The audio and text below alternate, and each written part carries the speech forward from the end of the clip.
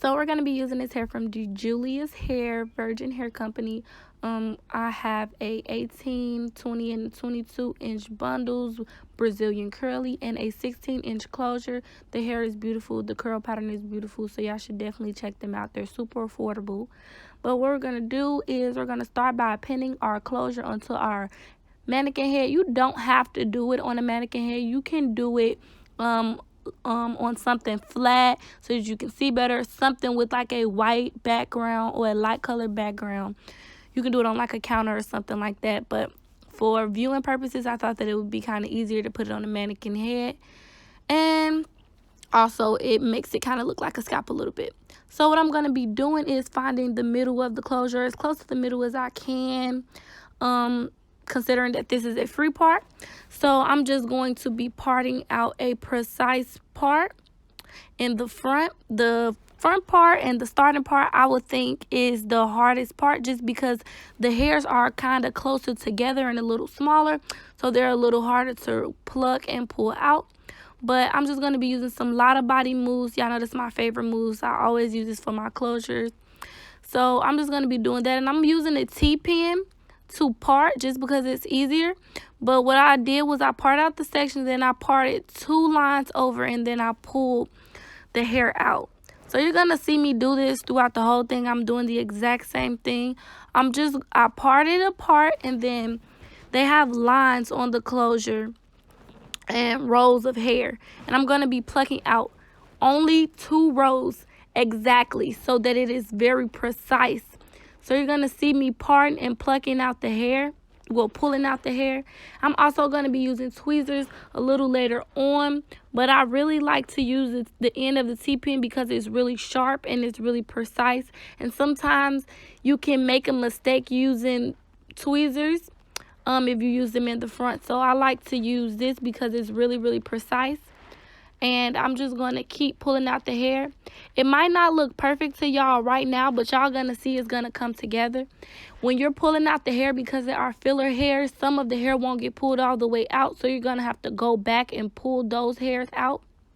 But I'm just parting, and then I'm parting 2 rows over and pulling out the hair in between. And I'm wrapping it around my finger and pulling down.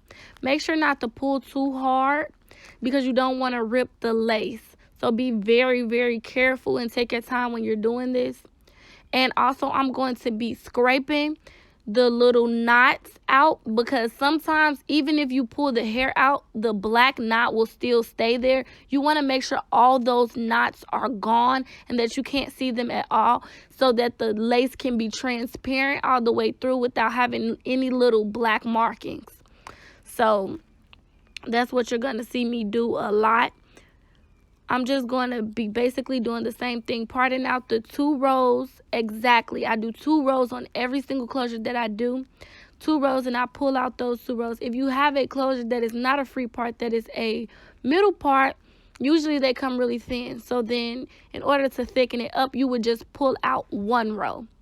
So because this is a free part, I'm going to be pulling out 2 rows, but I'm going to be making sure that I part it really, really crisp. And I part it in about 3 sections. So I part the first quadrant, then I part the middle, then I part the end, and then I pull out in between. So now that I'm parting the second part, I'm going to go over 2 rows, and I'm going to pull out that hair. And any little hairs that's left over after I pull that section out, I'm going to go back in and pull those pieces out as well.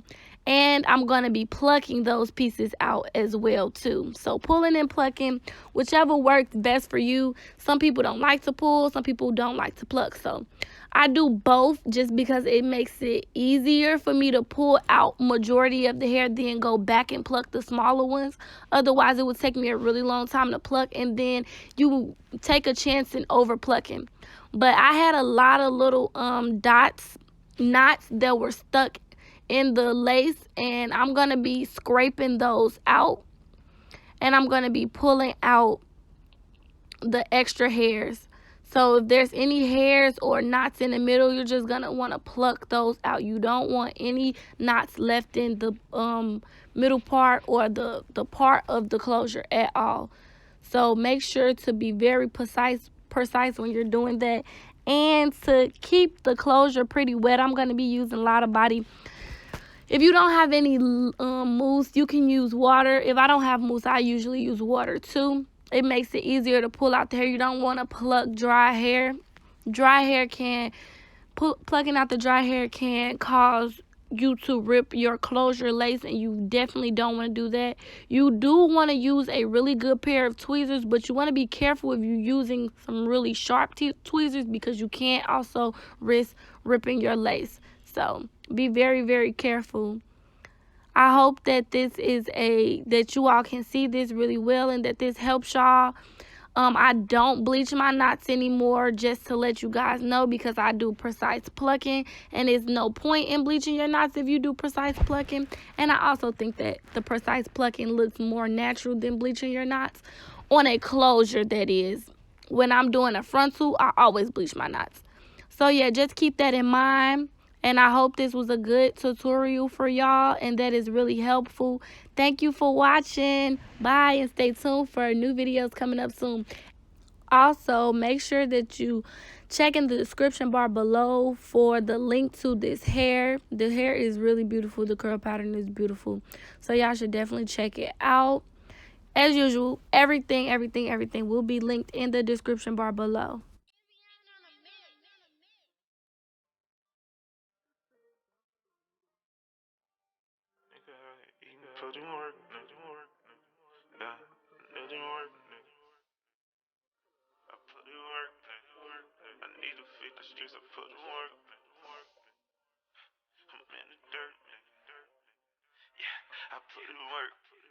I've been flexing so damn hard, I put in work.